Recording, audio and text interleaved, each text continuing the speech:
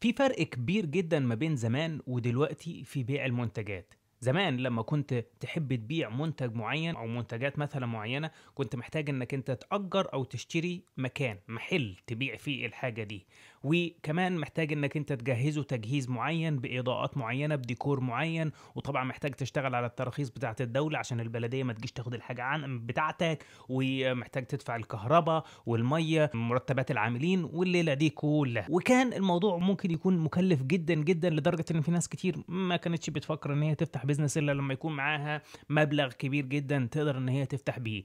لكن دلوقتي أي حد، وأنا باتكلم عن أي حد، يقدر يبيع منتجاته باستخدام التطورات التكنولوجية اللي موجودة. أنا بقى لي فترة شغّال على منتجات رقمية.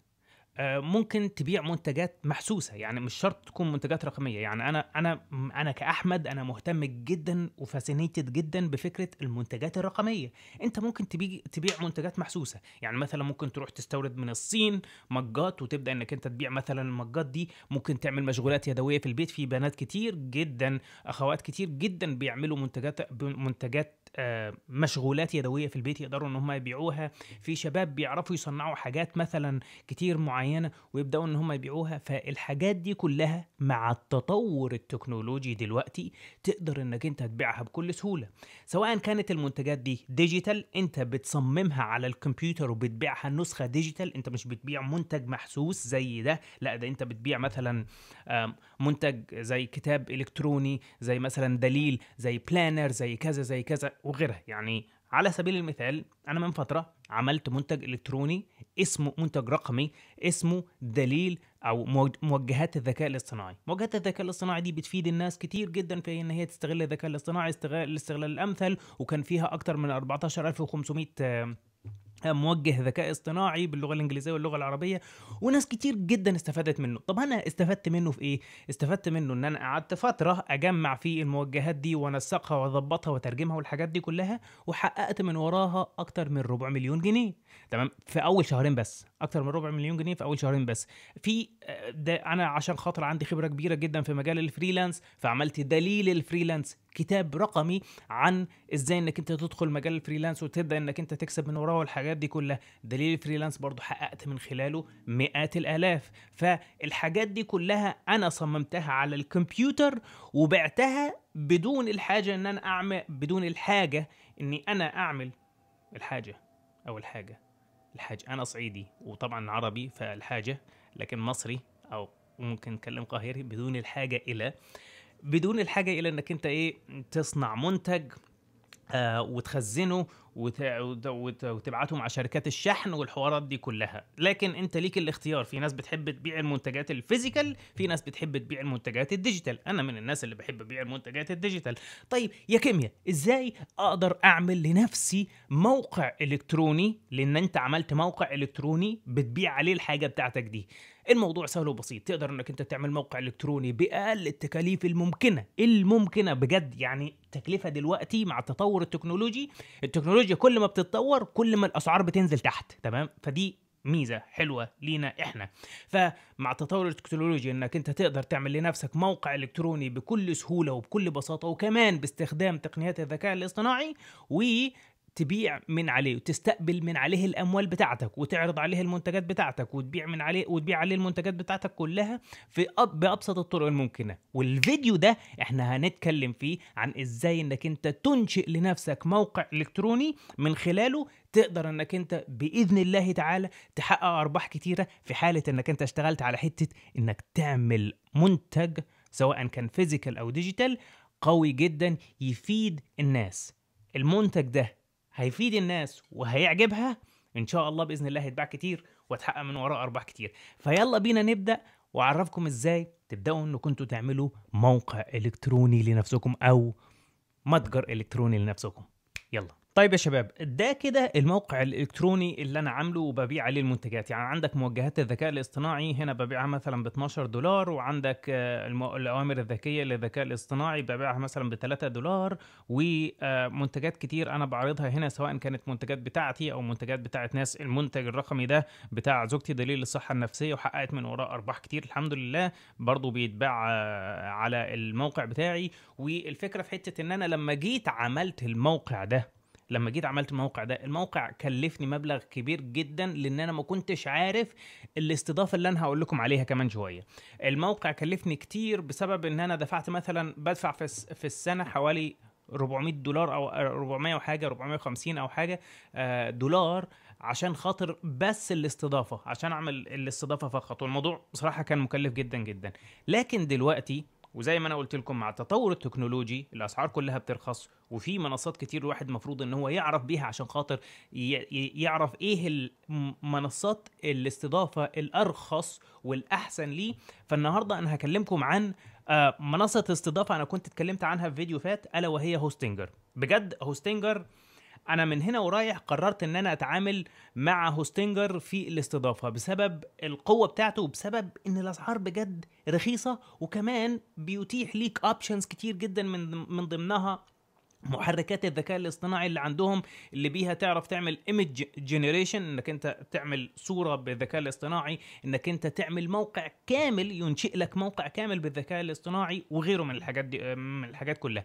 ف هوستنجر بالنسبه لي هو اقوى حاجه انا شفتها لحد دلوقتي، وكمان ارخص حاجه في الموضوع ده. عندك الاسعار قدامكم اهي، اسعار بجد غريبه جدا ورهيبه جدا. يعني ازاي استضافه مثلا لموقع واحد بدولار ونص، او مثلا عشان خاطر يبقى عندك استضافه تاني بريميوم ب2.5 دولار، و بيزنس باقل من 4 دولار. انا اخترت البيزنس دي يا شباب عشان خاطر انا بالنسبه لي انا محتاج كل المزايا اللي موجوده في البيزنس او اغلبها يعني. لكن ايا كان الاختيار اللي انت هتختاره، هتلاقي ان الموضوع مناسب جدا ليك، وهتلاقيه قوي جدا جدا. يعني انت عندك ايه؟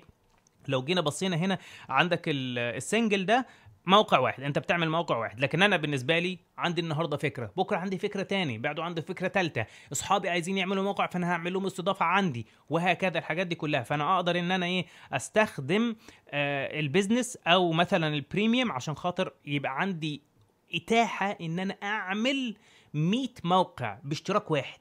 100 موقع، يعني انا بال3 دولار 80 سنت دول ولا 79 سنت دول، اقدر ان انا اعمل موقع، وبال2.5 دولار دول اقدر ان انا اعمل 100 موقع، كل موقع مختلف عن التاني، بدومين مختلف عن التاني، وهكذا. لما بتشترك مثلا في البريميوم او في البيزنس، المفروض انك انت بتاخد دومين مجاني.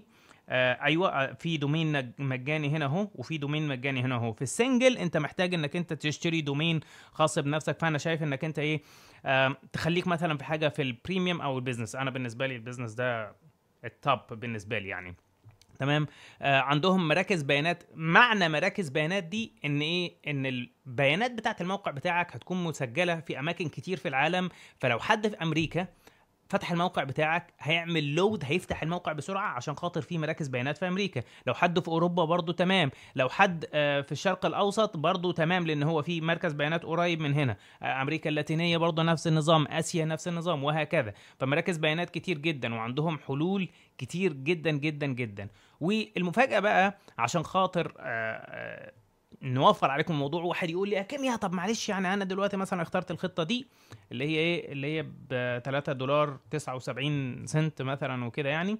فانت محتاج انك انت يعني ادي 3 دولار اهي، تقدر انك انت تشترك مثلا 48 شهر، 24 شهر، 12 شهر، شهر واحد. كل ما بتدفع شهور اكتر، كل ما السعر نفسه على الشهر بيقل. تمام. وبتعمل انشاء حسابك وبتدخل بقى الحاجات دي كلها. ووسائل الدفع بقى، لما نيجي نخش على وسائل الدفع هنا، بتلاقي ان الموضوع فارق معاك بقى في حتة في السعر اللي انت بتدفعه. يعني هو هنا حاطط لك خطة 74%. الخطة دي اللي هي 48 شهر. 48 شهر يعني كام؟ 4 سنين. فالمهم لو انت مثلا جيت شايفين الرقم ده شباب؟ بصوا الخطه 48 شهر ب 181 في 4 سنين. انا كنت بدفع في السنه حوالي 450. انتوا متخيلين السعر؟ دلوقتي في بقى ايه قسيمه شراء. لو انت عندك قسيمه مثلا او كوبون خصم، بيديك خصم كبير جدا، اللي هو الخصم الكبير جدا هنا اهو. والخصم اللي انا هديهولك قليل بس شغال يعني. الخصم اللي انا هديهولك هو تكتب اي كيميا، ماشي، وتعمل كده. السعر هينزل من 100 حاجه و80 ل 100 حاجه و60 دولار، يعني هتوفر لك حوالي 20 دولار كمان، ودي حاجه كويسه جدا جدا. في وسائل الدفع بقى، لو انت عندك فيزا كارد بتدفع بيها اونلاين، شغال. عندك باي بال شغال، عندك جوجل باي شغال، عندك مثلا ايه كوين جيت، معرفش كوين جيت ده تقريبا عملات رقميه وحاجه زي كده، شغال. لكن لو ما عندكش اي حاجه من دول، لو انت موجود في مصر هتلاقي فيه اوبشن تحت هنا كده اسمه الدفع عن طريق فوري. تقدر انك انت تشترك وتروح لاي كشك فوري او اي مكنه فوري، تدفع من خلالها، وشكرا كده يا معلم، انت تبدا على طول. فانا اوريدي عملت اشتراك وكله تمام، فخليني اعمل بس تسجيل دخول هنا اهو. اوكي، هعمل تسجيل دخول ونخش على طول نعمل مع بعض الموقع الالكتروني الخاص بينا. انا دلوقتي ايه، عملت تسجيل دخول هنا اهو، ماشي، ومختار البيزنس ويب هوستنج، تمام، وعامل اوريدي موقع الكتروني اسمه ikemia.me عليه. فخلينا ندخل على كلمة مواقع إلكترونية. لو أنت اشتركت في البيزنس أو في البريميوم، هيتاح ليك انك انت تعمل اضافه ل 100 موقع هنا. فخليني اعمل مثلا اضافه موقع، وبعدين بختار كلمه ووردبريس، دي مهمه جدا جدا عشان خاطر نعمل موقع الكتروني ونحط عليه الوو كوميرس، وهشرح لكم الوو كوميرس دي اثناء الفيديو، تمام. بتختار اللغه بتاعه الموقع بتاعك او الووردبريس نفسه، السيستم نفسه اللي انت هتتعامل بيه. لو انت بتحب تتعامل باللغه العربيه خليك في اللغه العربيه، انا بفضل اللغه الانجليزيه وكده يعني. وبتحط هنا مثلا كلمه مرور، فخليني مثلا انا اختار ايه، اختار الانجليش لانجويج. اوكي، فين الانجليش يونايتد ستيتس هنا، تمام. وخلينا مثلا نختار other options, choose my own password. اوكي، وبعدين التالي هنعمل بقى ايه نوع الموقع الالكتروني اللي انت عايز تبنيه. عندك بقى اوبشنز كتير جدا. هل انت مثلا عايزه متجر الكتروني؟ يس. او ممكن تعمل مدونه، لو انت عايز تعمل مدونه، محفظه، خدمات اخرى، الاعمال والخدمات. فخلينا اختار ايه، متجر الكتروني، تمام. وبعدين بدوس نيكست.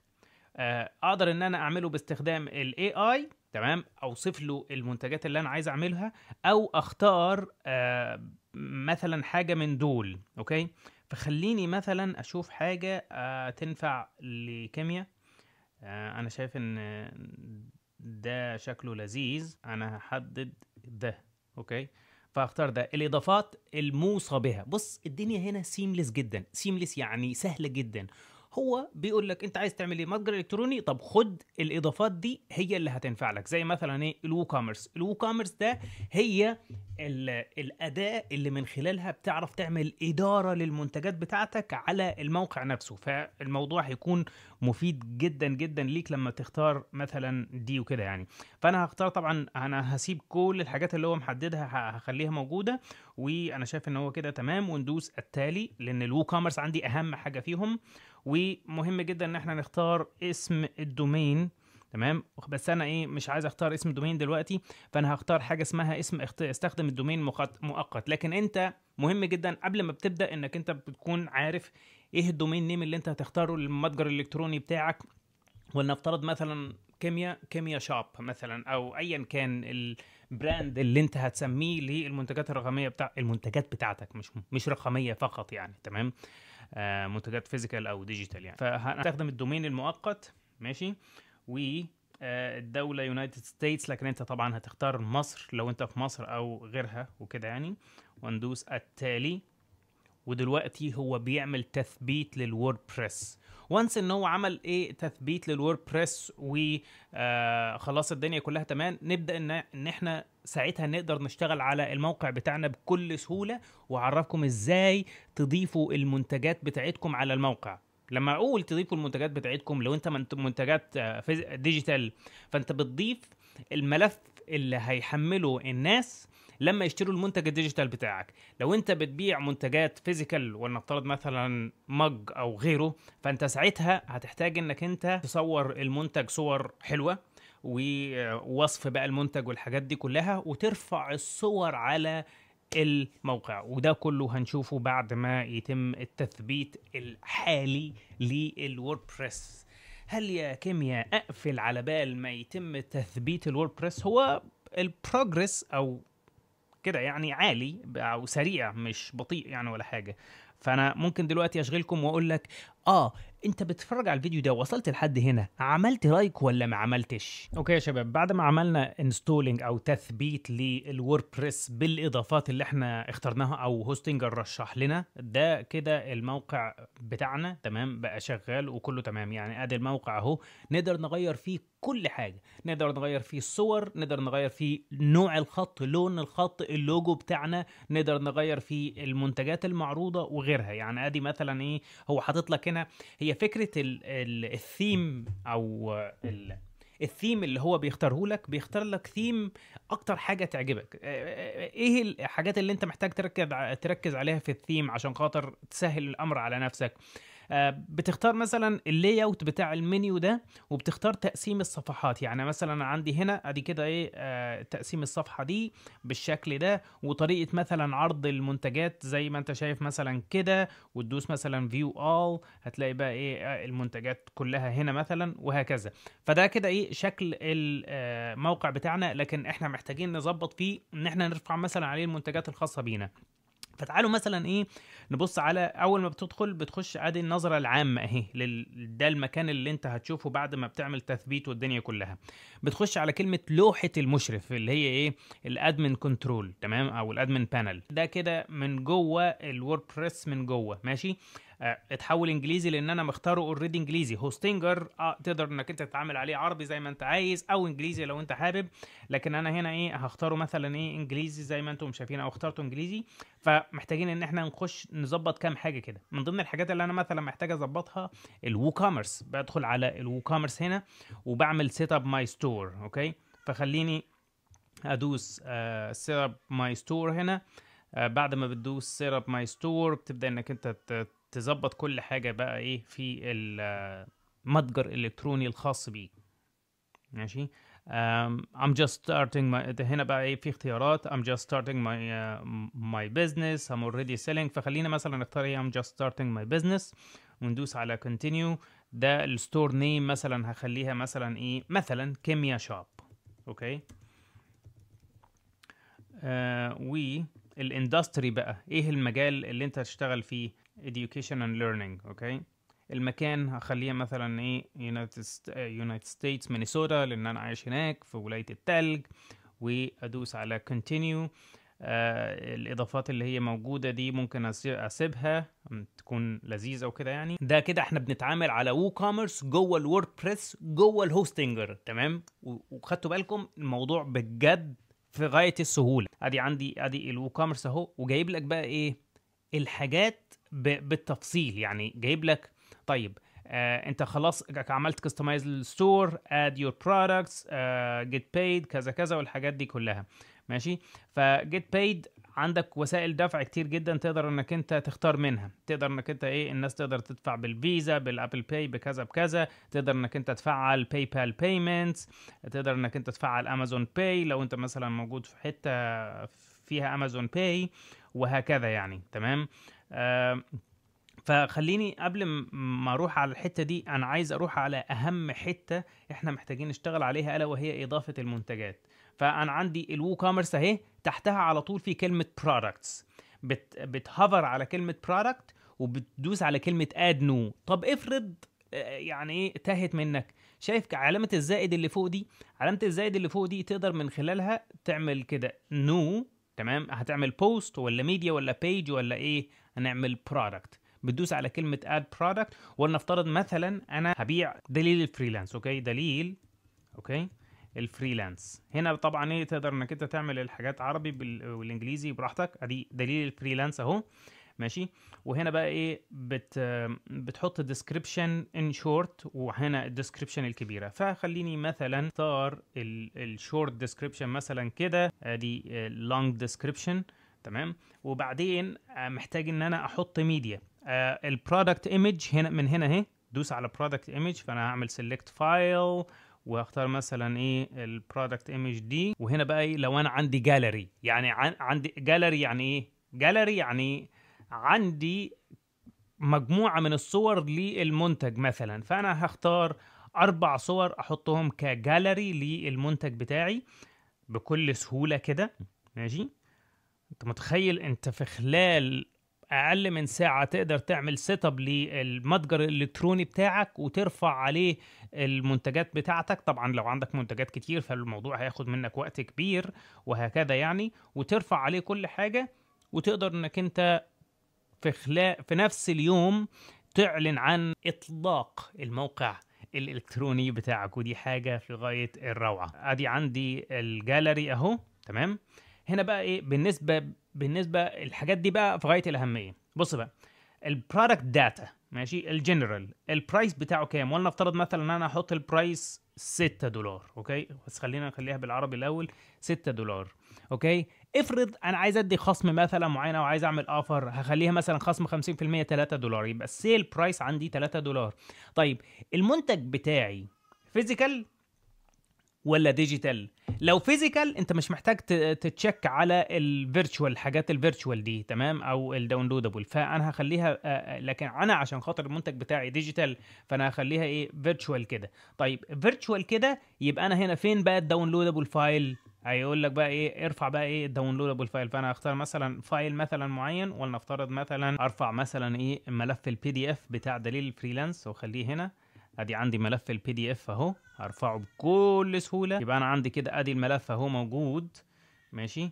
والانفنتوري الانفنتوري دي برضو مهمه جدا. الانفنتوري دي معناها المخزون اللي عندك قد ايه.